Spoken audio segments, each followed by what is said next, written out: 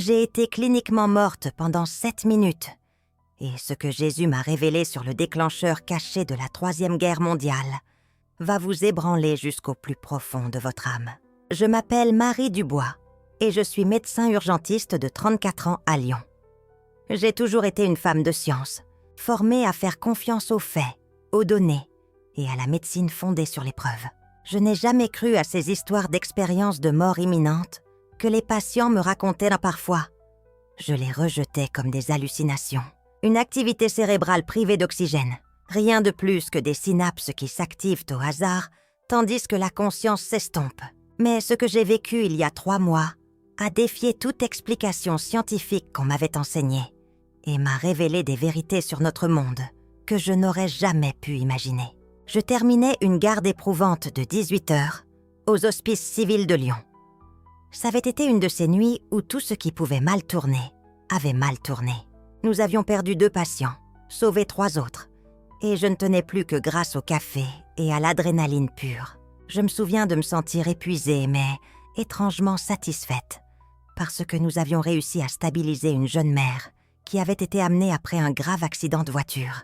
Ses 2 enfants attendèrent dans la salle familiale, et voir leur soulagement quand je leur ai dit que leur mère s'en sortirait, c'est pour cela que je suis devenue médecin. Je me dirigeais vers ma voiture dans le parking de l'hôpital vers 6 heures du matin, quand tout a basculé en un instant. Les néons clignotaient au-dessus de ma tête, projetant d'étranges ombres entre les piliers de béton. Je me souviens d'avoir ressenti des vertiges que j'attribuais à l'épuisement et au manque de sommeil. Puis soudain, il y a eu cette douleur écrasante dans ma poitrine, comme si quelqu'un avait plongé sa main à l'intérieur et broyait mon cœur dans un étau. Je me suis effondrée là, entre 2 voitures, mes clés éparpillées sur le béton froid. La douleur était différente de tout ce que j'avais jamais ressenti. Et en tant que médecin urgentiste, j'ai vu la douleur sous toutes ses formes. Celle-ci était différente. J'avais l'impression que toute ma poitrine était écrasée de l'intérieur. Intro end. J'ai essayé d'appeler à l'aide, mais aucun son ne sortait de ma gorge. Je sentais mon cœur s'emballer, puis ralentir, puis s'emballer à nouveau dans un rythme irrégulier et terrifiant. Le monde a commencé à s'estomper sur les bords, comme si quelqu'un diminuait lentement la luminosité de la réalité elle-même. Je me souviens avoir pensé « C'est fini, c'est comme ça que je meurs ». Seule dans un parking après avoir sauvé des vies toute la nuit. L'ironie ne m'échappait pas. J'avais passé des années à combattre la mort dans cet hôpital. Et la voilà qui venait me chercher dans le plus banal des endroits. Ce qui s'est passé ensuite allait révéler la bataille spirituelle derrière chaque menace nucléaire, chaque décision de dirigeant mondial, et la seule force qui pourrait empêcher la destruction globale, quelque chose en quoi je n'avais jamais cru, jusqu'à ce que je l'expérimente moi-même. La première chose que j'ai remarquée n'était ni la vue, ni le son. C'était cette incroyable sensation d'apesanteur. Vous connaissez ce moment quand vous vous endormez et que soudain, vous avez l'impression de flotter? Multipliez cette sensation par 1000. C'était réel, permanent et absolument époustouflant. Je n'étais plus dans mon corps. J'étais au-dessus, regardant vers le bas mon corps immobile, allongé sur ce sol froid du parking. Je pouvais tout voir avec une clarté parfaite. Ma blouse blanche était tordue autour de mon torse. Mon stéthoscope était tombé à côté de ma tête. Et mon visage était pâle, presque gris, sous la lumière crue des néons. Mais voici ce qui m'a le plus frappé. J'avais l'air paisible.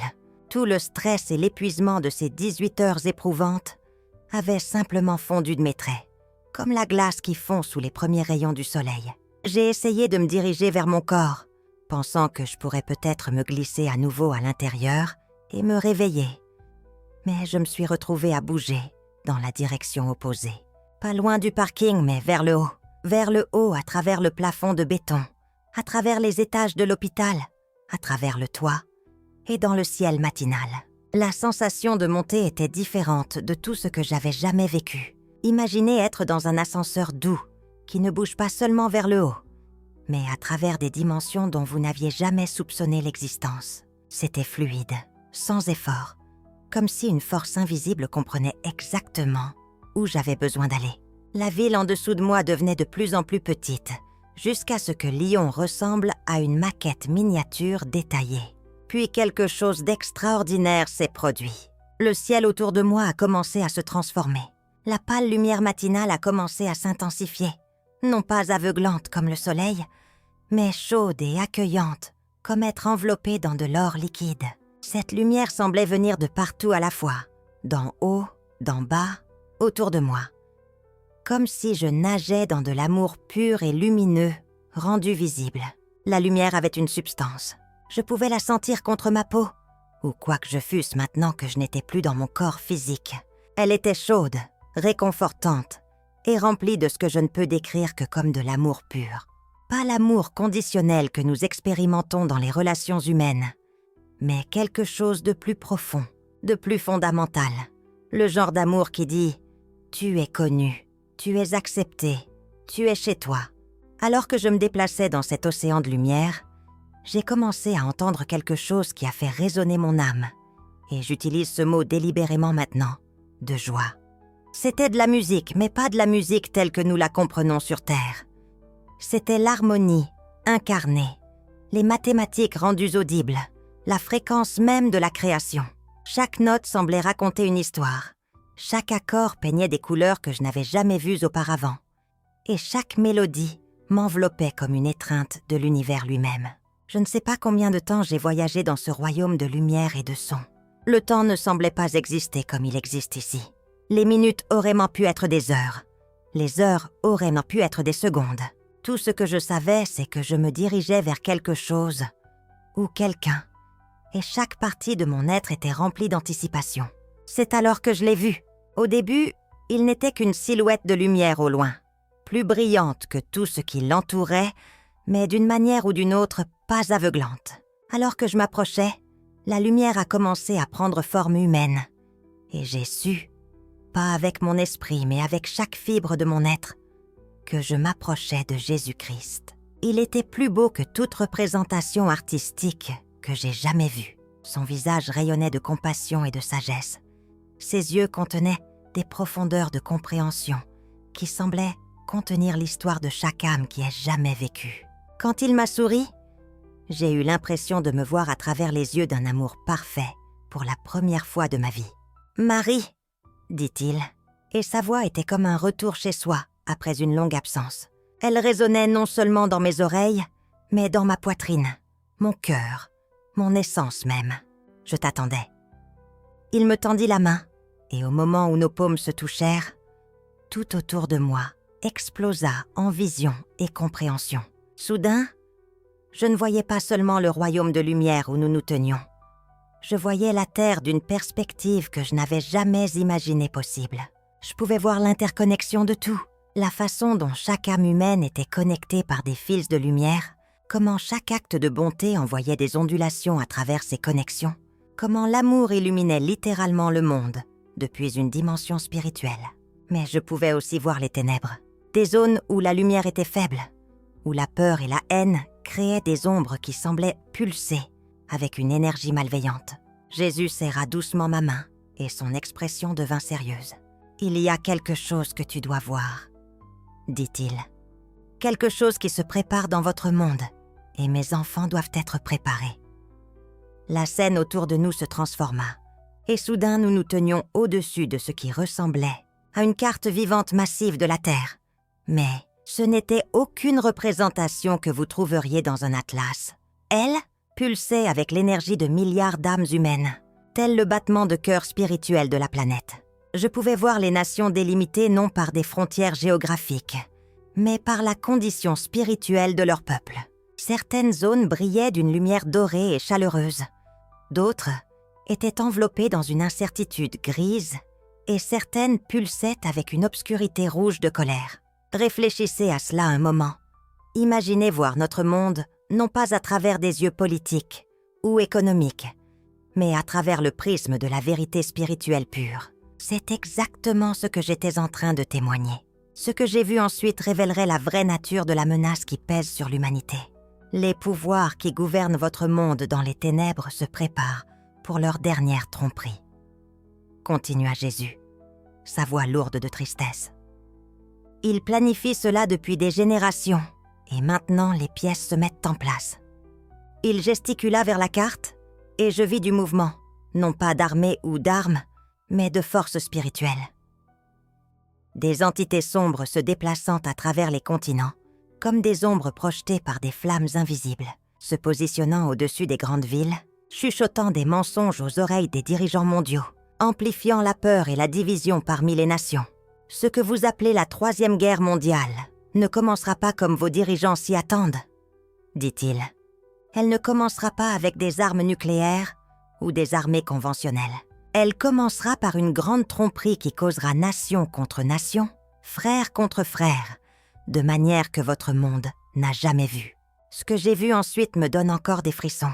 Les ténèbres spirituelles ont commencé à se répandre sur la carte, comme de l'encre renversée sur du papier, partant de plusieurs points simultanément et rayonnant vers l'extérieur. Partout où cette obscurité touchait, je pouvais voir les fils dorés de lumière connectant les âmes humaines commencer à s'effilocher et se briser, à l'image d'une belle tapisserie se déchirant, fil par fil. « Mais Seigneur, dis-je, trouvant ma voix pour la première fois depuis le début de notre rencontre, comment cela peut-il être arrêté? Que peuvent faire des gens ordinaires comme moi contre de telles forces écrasantes? Mon peuple doit comprendre que cette bataille n'est pas contre la chair et le sang, mais contre les principautés et les puissances dans le royaume spirituel. Les armes de cette guerre ne sont pas physiques, elles sont spirituelles. » La vision continua, et j'ai vu comment ce conflit se déroulerait, non pas à travers une guerre traditionnelle, mais à travers quelque chose de bien plus insidieux.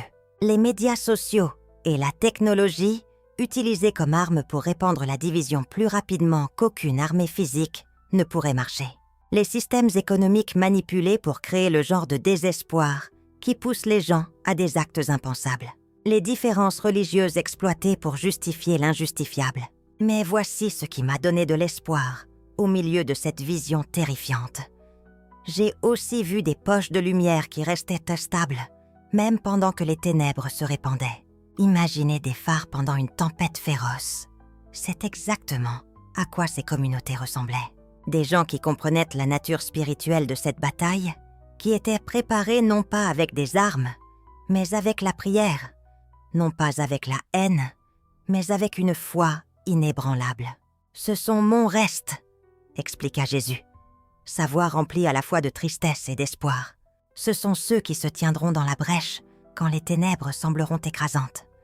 Ils comprennent que l'amour est la force la plus puissante dans l'univers, plus fort que toute arme, plus efficace que toute armée. » Il fit une pause, et l'intensité de son regard sembla regarder directement dans mon âme. « Tu dois retourner et leur dire ce que tu as vu. Le temps est plus court que la plupart ne le réalisent. Les signes commencent déjà à se manifester dans votre monde. L'augmentation des catastrophes naturelles, l'effondrement de l'ordre social, la montée de dirigeants qui parlent de paix, mais planifient la guerre. » Alors qu'il parlait, des images défilèrent devant mes yeux comme un film à grande vitesse. Je vis des événements spécifiques qui serviraient de marqueurs, des signes que cette tromperie était sur le point de commencer. Une technologie utilisée pour surveiller et contrôler les populations d'une manière qui ferait paraître primitifs les régimes totalitaires du passé. Des pénuries alimentaires fabriquées pour créer la conformité.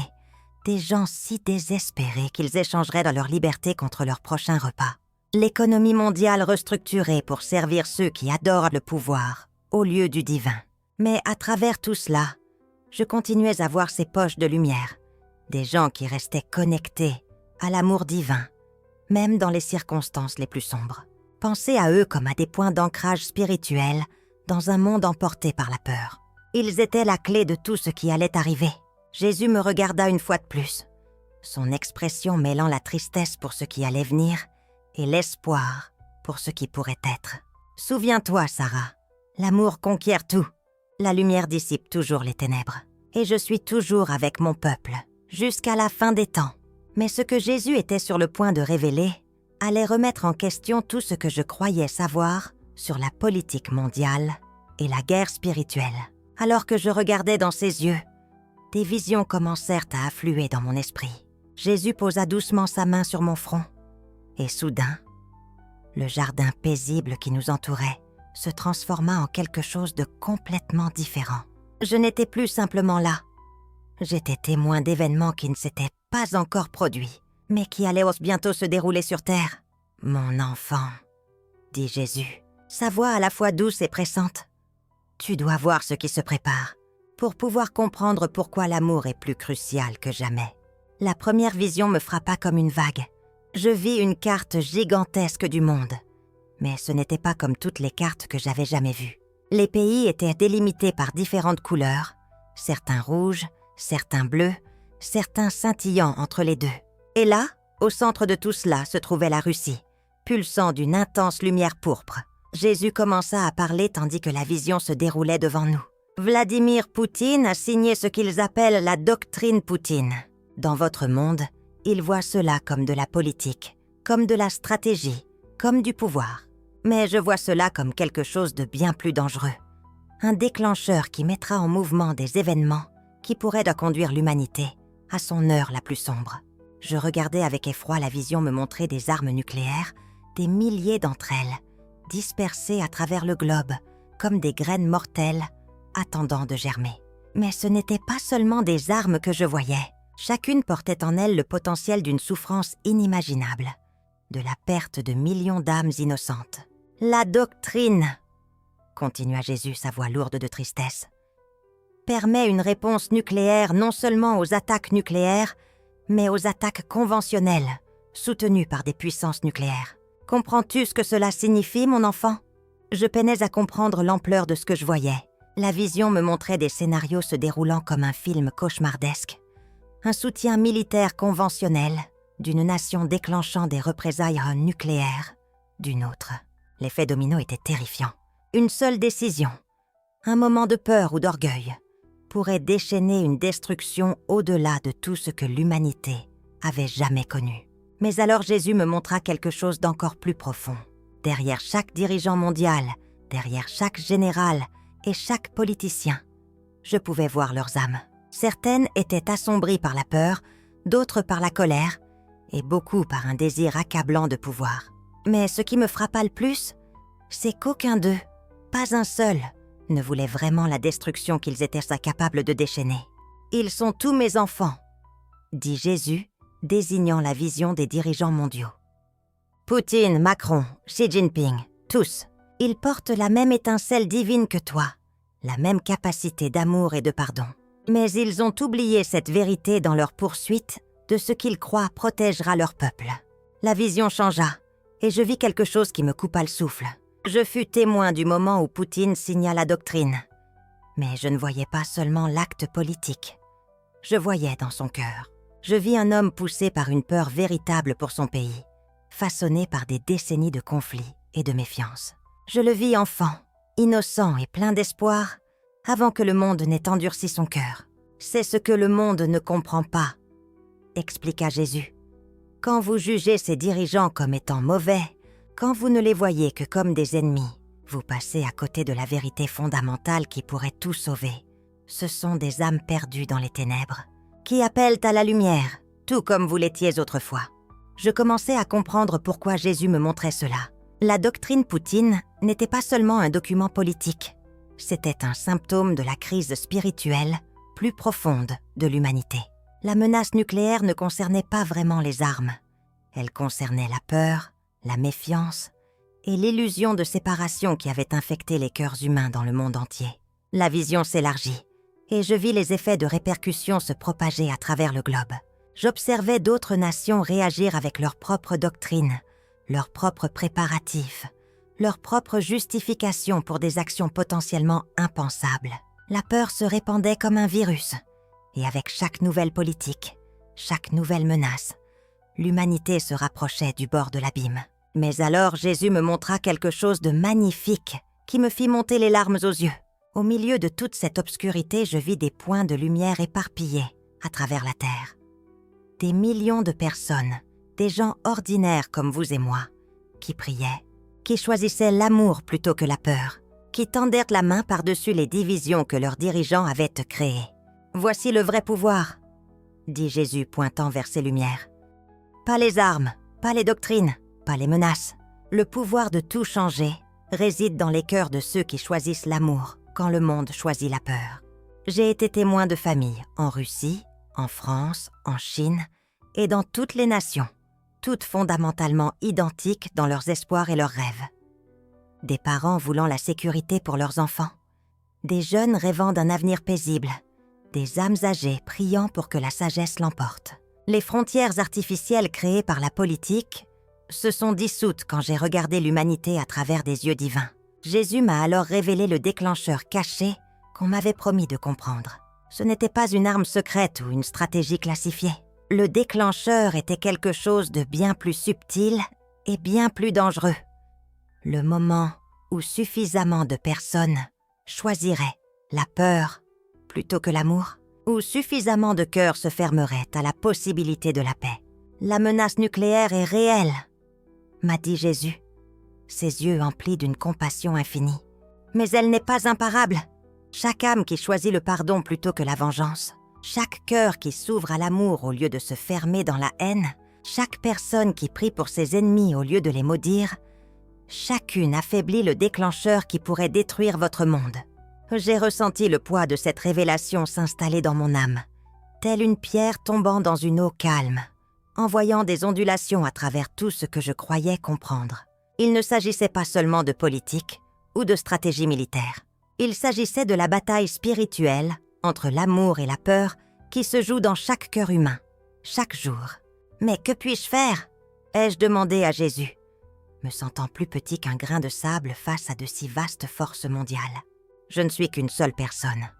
Comment pourrais-je faire la moindre différence alors que les dirigeants mondiaux prennent des décisions qui peuvent affecter des milliards de vies ? Jésus a souri, et son sourire contenait toute la chaleur et l'assurance dont j'avais besoin, comme être enveloppé dans l'étreinte de l'amour inconditionnel lui-même. Mon cher enfant, tu n'es jamais juste une seule personne. Tu es une âme divine, avec le pouvoir d'influencer d'innombrables autres, à travers ton amour, ton pardon, ton choix de voir la divinité en chaque être humain, même ceux que le monde appelle ennemis. Il m'a montré une dernière vision qui a changé tout ce que je croyais savoir sur ma propre vie. Je me suis vue revenir dans mon corps, guérir de mon expérience de mort imminente, puis vivre différemment. Pas de façon spectaculaire. Je n'étais pas appelée à devenir un dirigeant mondial ou un orateur célèbre, mais différent dans ce qui compte vraiment, telle une simple bougie éclairant une pièce sombre. Je me suis vue choisir la patience quand d'autres choisissaient la colère. Je me suis vue prier pour les dirigeants mondiaux, au lieu de les condamner. Je me suis vue transmettre le message que chaque âme, russe, française, chinoise, ukrainienne, iranienne, chaque âme porte la même lumière divine, qui peut soit éveiller l'amour, soit alimenter les flammes de la destruction. Ce qui m'a le plus marqué, c'était la simplicité profonde de cet appel. Alors que l'intensité de ces visions commençait à me submerger, Jésus a offert la dernière pièce de compréhension. « C'est ainsi que tu changes le monde », m'a dit Jésus, alors que les visions commençaient à s'estomper. Pas à travers la politique ou la protestation, mais à travers le choix quotidien d'aimer au lieu de craindre, de prier au lieu de paniquer, de faire confiance à l'amour divin au lieu des armes humaines. Quand je suis retournée dans mon corps 7 minutes plus tard, tout avait changé. Pas le monde autour de moi. La doctrine Poutine était toujours en vigueur. Les menaces nucléaires étaient toujours réelles. Les tensions politiques continuaient à s'intensifier. Mais ma compréhension de mon rôle dans tout cela était complètement transformée. J'ai pris conscience que chaque fois que je choisis de voir un ennemi comme une âme égarée, ayant besoin d'amour plutôt qu'une menace à redouter, j'affaiblis les ténèbres spirituelles qui alimentent tous les conflits humains. Chaque prière que j'offre pour Vladimir Poutine, chaque moment que je passe à envoyer de l'amour au lieu de la haine vers des dirigeants mondiaux avec lesquels je ne suis pas d'accord, chaque choix de faire confiance à la protection divine plutôt qu'aux armes humaines, tout cela contribue à la solution spirituelle dont notre monde a désespérément besoin. C'est comme faire partie d'un immense réseau invisible d'ouvriers de lumière, chacun tissant son fil dans une tapisserie d'espoir. Mais comprendre cette réalité spirituelle a mené à la révélation la plus cruciale de toutes. Voici ce qui déterminera le sort de notre monde. Et c'est le déclencheur caché que j'ai promis de révéler. Le déclencheur que Jésus m'a montré n'est pas une stratégie politique ou une doctrine militaire. Il est spirituel. Le moment où suffisamment d'âmes choisissent la peur plutôt que l'amour, où suffisamment de cœurs se ferment à la possibilité de la paix. Le déclencheur que Jésus m'a montré n'est pas une stratégie politique ou une doctrine militaire. Il est spirituel. Le moment où suffisamment d'âmes choisissent la peur plutôt que l'amour, où suffisamment de cœurs se ferment à la possibilité de la paix. Mais voici la vérité profonde. Ce même déclencheur fonctionne en sens inverse. Quand suffisamment d'âmes se souviennent de leur nature divine et choisissent l'amour plutôt que la peur, les déclencheurs politiques et militaires deviennent impuissants. Les armes nucléaires peuvent détruire les corps, mais elles ne peuvent pas toucher l'âme éternelle.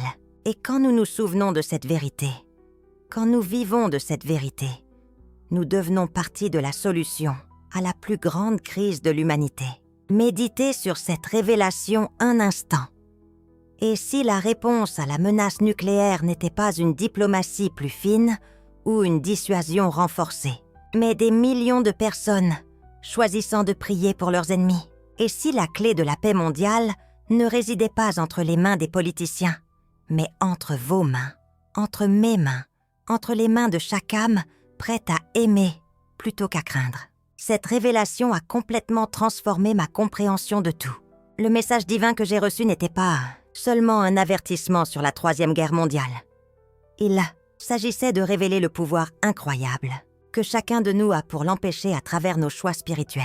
Quand vous voyez des dirigeants mondiaux aux nouvelles, quand vous entendez parler de la doctrine Poutine ou d'autres menaces nucléaires, souvenez-vous, vous contemplez des âmes qui ont oublié leur nature divine, des âmes qui ont besoin de vos prières et de votre amour, non de votre haine et de votre peur. Imaginez si chaque fois que nous éprouvons de la peur face aux événements mondiaux, nous transformions cette peur en prière pour ceux qui détiennent le pouvoir. C'est la guerre spirituelle dont Jésus parlait, et c'est l'arme la plus puissante que nous ayons. Je partage cette expérience avec vous aujourd'hui parce que Jésus m'a spécifiquement demandé de le faire, non pas pour susciter la peur de ce qui pourrait arriver, mais pour vous éveiller à l'incroyable pouvoir spirituel que vous possédez déjà pour influencer ce qui va se passer. Votre choix d'aimer, de pardonner, de prier pour vos ennemis, ce ne sont pas des actes petits et insignifiants. Ce sont les forces mêmes qui peuvent sauver notre monde du gouffre de la destruction. Qu'est-ce que cela signifie pour votre parcours spirituel ? Cela signifie que vous êtes plus puissant que vous ne l'avez jamais imaginé et plus responsable que vous ne l'avez jamais réalisé.